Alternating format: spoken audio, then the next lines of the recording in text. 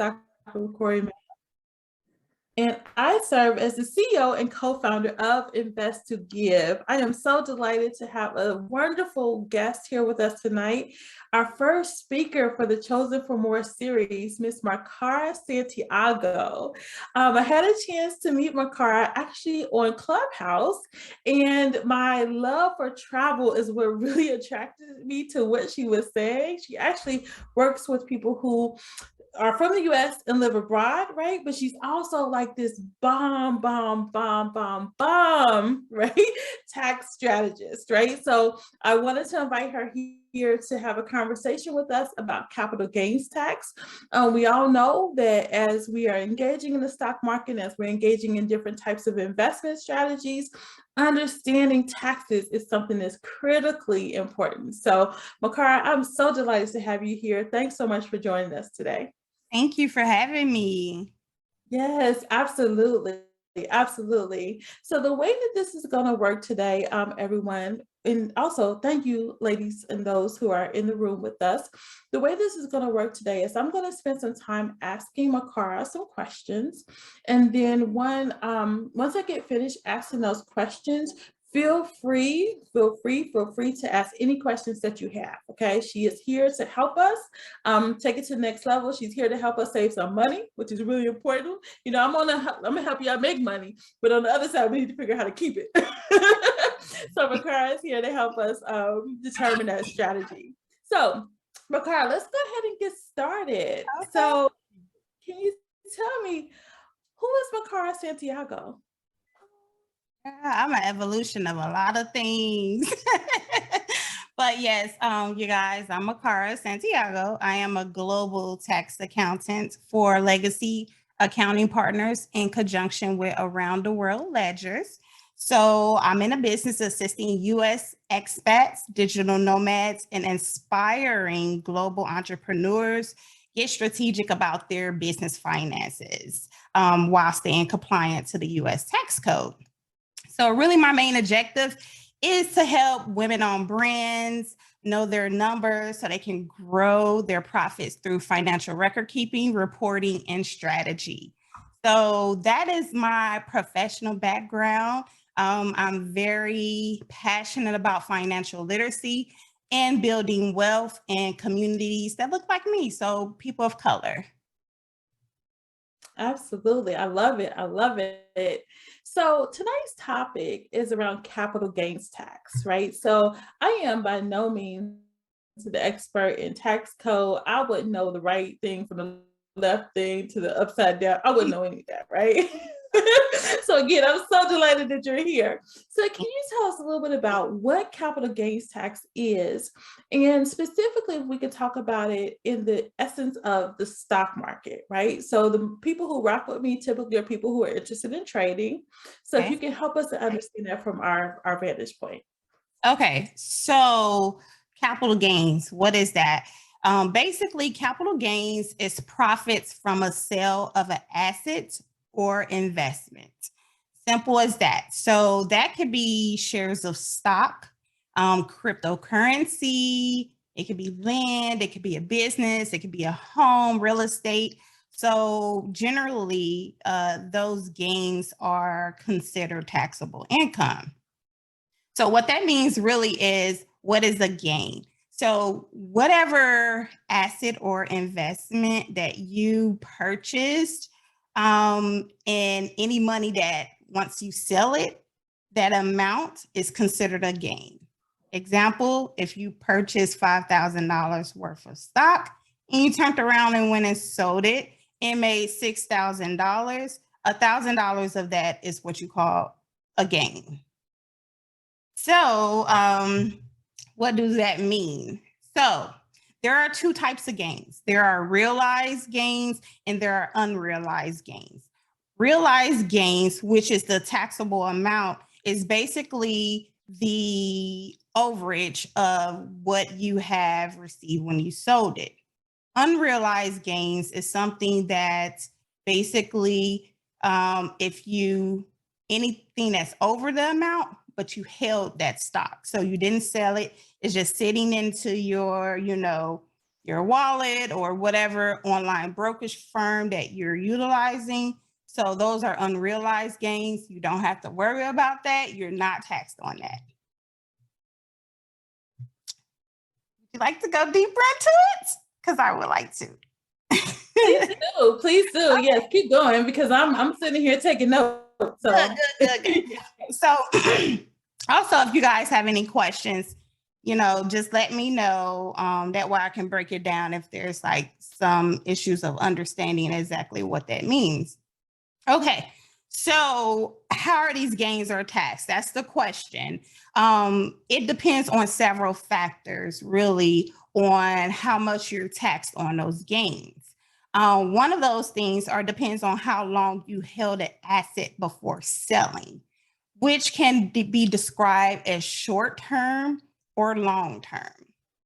Short-term gains occur when the asset is held less than a year.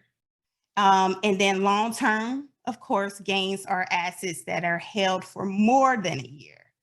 So for instance, say for instance, you had some stocks that you had for 8 months and you decide to sell those stocks after 8 months, that's considered a short-term gain if you made money over that amount of the original purchase price. So how does that play a part in like taxes? It means like you are taxed on short-term gains on your ordinary tax rate, which can go up to like 37%. Ordinary tax rate, basically, that is what you are taxed, where you fall along in the tax bracket and of your overall adjusted gross income. So if you're a higher income earner, you'll be taxed on a higher side of things. So therefore, if you held on, because the way the tax code works, it really is favorable for long-term investments. So those that is over the like 1 year threshold. And when you decide to hold on to those gains after a year, you can be taxed on those gains anywhere between 0 and 20%. So if you can see, like if you held an asset for 14 months, you're no longer taxed on your ordinary income, but taxed on no more than 20%.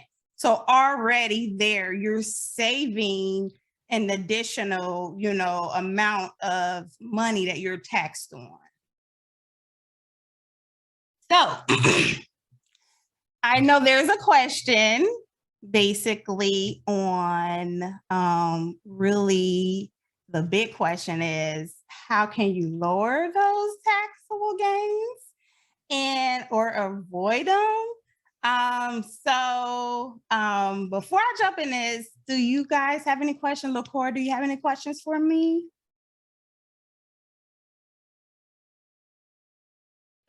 I was saying, no, I'm ready to get to strategy because I need it. Okay. Yes.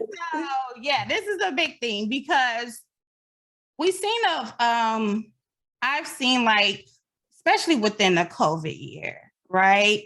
The stock market fluctuated. It dropped tremendously when the onset beginning part of COVID, but now we're seeing a rise in those prices. So therefore, by all means, I am not an avid investor, or I'm not also a financial advisor. So I'm a tax accountant. However, my thing is making sure that, we are doing everything that's best for you toward, significantly towards the tax code. So there are some strategies that you can use. And I'm going to give you guys like 5 major strategies. You may or may not know about this, but this is something that I want people to understand.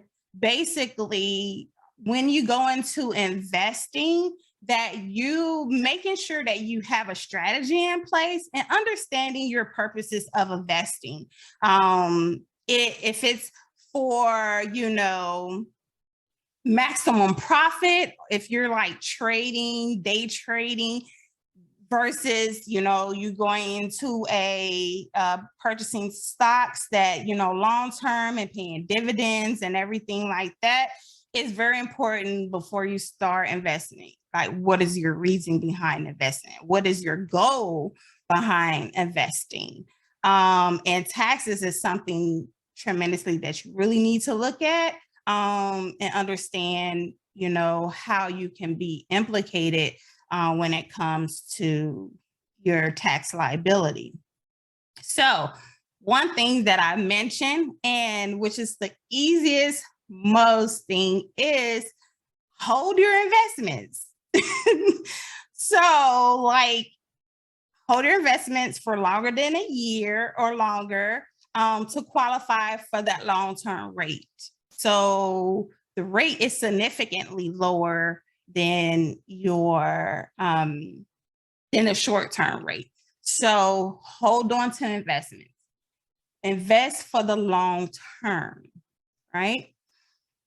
Then there's another part of investments that you can look into that I'm pretty sure that maybe some of you guys are well aware, is considering tax deferred retirement accounts. So just using your employer, if you're working, your employer retirement accounts. And so those are some of the things that you can qualify for. If you have pre-tax accounts such as 401k, 403b, or a traditional IRA. And when I say pre-tax, that means that that money is going before you are taxed. So it's coming out automatically before the IRS decides to go ahead and tax you, your federal taxation or any other taxes that you're required to pay. And so these tax accounts are good because the taxes are deferred. So your money grows faster and your contributions towards that tax, that the retirement account is tax deductible. And so then you have those, what you call your after tax account, which is one of my favorites that I use for investment purposes. And that is called a Roth IRA. That means that the taxes on those has already been taxed, meaning you're contributing to those accounts after you've been taxed. The good thing about those accounts, the Roth IRA, is that when you contribute to it, that means when you go in and withdraw any money, it's already taxed. You won't be taxed on those funds. And also, when you go into like a brokerage firm and you open up a Roth IRA, the fund itself is not an investment, but it's like a holding. So therefore, like, you can invest within your Roth IRA. So I purchase stocks using my Roth IRA. And so what that means is any dividends, interest, and everything that you incur, it is all tax-free. So I want you guys to really, when you rush out there and go, decide to invest in stocks or anything, looking to open up a Roth IRA. It's a great vehicle to use to do your trading and everything. And you won't be taxed on that. So like I said, the growth is tax-free. And you can invest within your Roth IRA and not be subjected to capital gains tax. And then there is another strategy, which is called tax harvesting. So this is a process that is used by writing off your losses on your investments to claim a tax deduction. Or you can take if you think that you have like you decide to sell a stock, for instance, and it's $3,000 capital gains that you'll be taxed on, right? However, you lost some money into another stock, let's say like $2,000, that is able to wash that out. So you can take the $3,000, then minus that $2,000 of capital losses. And then, so therefore you're only taxed on that $1,000. So this is like a tax harvest, it's called tax harvesting, and it's a strategy used that sometimes really often overlooked when I get my clients in. The thing is that you're only allowed to write off up to $3,000. But another good thing about that is, let's say, for instance, that you ended up didn't have any gains. You didn't have any no capital gains tax, right? But you still had losses. Like you see that a stock is like, it's losing a lot of money. It don't look like a good stock. I'm going to go ahead and sell it and get it out the way and get rid of it. And you lost money from there, then you're able to still take that loss against your annual gross income. So, which means that you're reducing your taxable income, and possibly, depending on where you fall along in a tax bracket, you can get a refund. So that's a good thing about reducing your taxable income. Now, another thing about tax harvesting, let's say, for instance, another good thing about it, even though the IRS only allow you to deduct up to $3,000, say, for instance, you had $9,000 worth of losses, that's fine. You're able to carry over those losses every year that you need to. So therefore, if you had $9,000 worth of losses, then you're able to do that for 3 years, up to $3,000. So that's a really good strategy that you can use to kind of, we call it balancing, your investments. And the thing about like tax harvesting, I know that people are like, oh, it's a lot of work, because it is.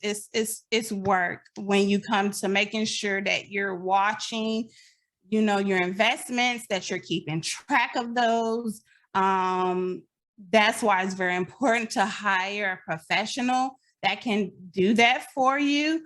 They also have what they call a robo-advisor, and it's basically, it automates the process for you. So you can look into, depending on, where you at in your investments, if you're avid investments, look into robo-advisor to keep track of those, because they automatically also suggest some tax strategies for you when it comes to your investment. Another thing is you can consider your HSA accounts, which is your health savings accounts. That is also an employer program. You can look into 529 accounts if you have children that is going to go off to college. Those are educational accounts, and those are tax deduction accounts that you're able to use. And so I always tell people to look into those, because sometimes the 529 accounts, those occur interest.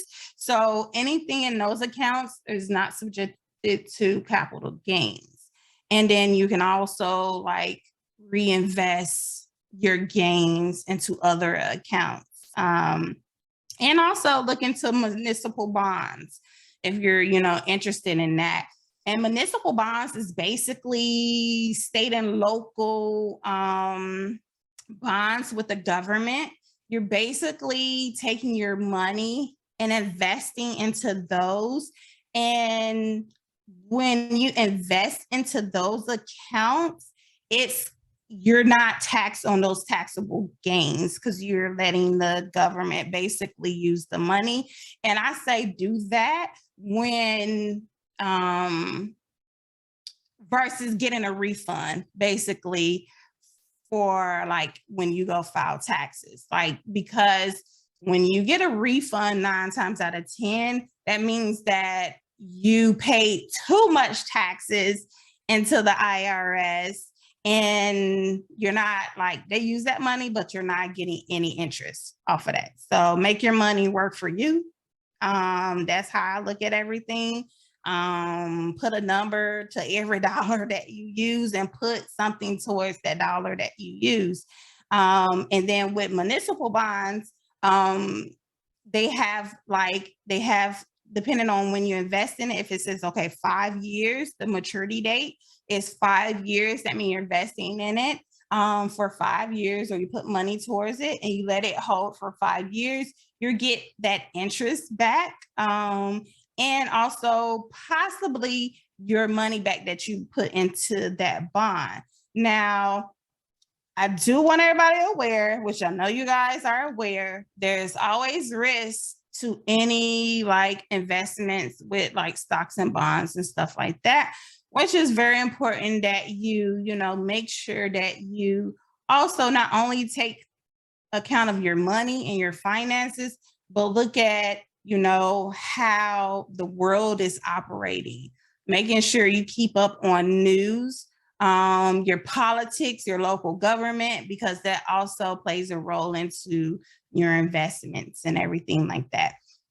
And then the last one is, this is something good for like real estate investors. So there are a couple of things that you can use as a real estate investor. It's called the 1031 exchange.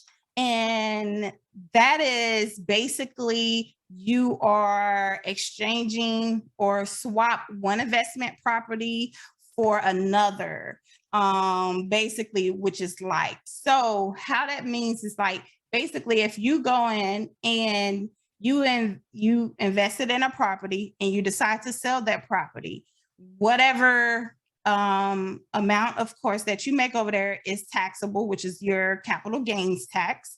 However, if you turn around and reinvest those funds into another like property, right, then your taxes, your capital gains taxes can be deferred. And that is a good strategy that people use, is reinvesting those gains to defer those. Also, if you got like big money, then you can also look into like investing, and then you're a real estate person, you can look into opportunity zones. Opportunity zones are really good for those who will like to not only defer their taxable gains, but also possibly not even paying taxable gain tax. And those are areas in the US that is what we call basically distressed communities. So like low income communities. And this is a great tax incentive that was enacted in 2017. So it's really, the initiative was really to create positive economic impact to those communities that really needed to see growth. So that's another good thing if you're into real estate investing. So them are like some little tools and stuff that you guys can use. That was more than little. Those were gems. Like, thank you so much for offering all of that. I'm sitting here, my hand is like tired now from writing all this, but this is fantastic. So some of the things that I'm like, okay, I need to do a better job with my tax harvesting. All right, let me look at this HSA before I be like, okay, like there's so many different things here. Right. So this is fantastic. Fantastic. So thank you so much for sharing all of this. Now, what I would like to do, just to make sure we keep our recording clean, I would like for you to with us a little bit about how people can get in contact with you, and then we'll open it up for questions as well. So if people want to ask for your help and also perhaps hire you as a advisor for them to help them work through these gems of a strategy you've offered, how would they reach out? Yeah, so I can be reached at my website, which is legacyap.com or legacyaccountingpartners.com. And from there, it can open up into, I have two things because like I mentioned before, I work heavily with expats and digital nomads. So creating like strategies for those who, desire to live abroad or who do live abroad. So it does say on my website, if you're an expat or digital nomad, or if you're inspiring to be one. So for y'all that want to, decide to kick boots from the US and go move somewhere else, there is a link for you to be able to reach out from there. And so I would just say, like, you can, request and sign up to do a discovery call, which is free, that you're able to talk to me. Or you can sign up for my newsletter, which is, I won't spam you. It's very light. I just keep you up to date with tax news and then like some other things when it comes to like tax strategies. And also I do have a pop-up where you can know like some of your tax deductions. So some tax deductions that you may have forgotten, or you overlook, which is very important, because like establishing the tax strategy is very, very, very, very important. And so so if you want to reach out to me, please feel free to do that. I also recommend, even if you don't reach out to me, if you have a person that you already deal with, just make sure that that person is not just a regular tax preparer, because there is a difference when it comes to the tax industry and tax preparation, which all they would do is just take your information and just prepare your taxes. But you're working with somebody who has a background in tax strategy, some education, or a tax accountant. That way they can really make sure that, your money is working for you at the end of the day. And that's a good thing with my clients. Anyone who comes on board, my tax clients, we do an annual tax review and a mini planning session. And that's part of them just being my client. So that's like no fee or nothing for that. It's just them being my client. And it's something that helps me on the end, because making sure that, we don't have no hiccups or no issues, but also help them too. Phenomenal, phenomenal. Well, Macara, thank you so much for joining us today. This has been amazing, amazing, amazing. So thank you from the bottom of my heart for joining us and sharing these gems. Thank you, thank you, thank you. All right, so we can go ahead and stop the recording, Alyssa, if you don't mind, and then we'll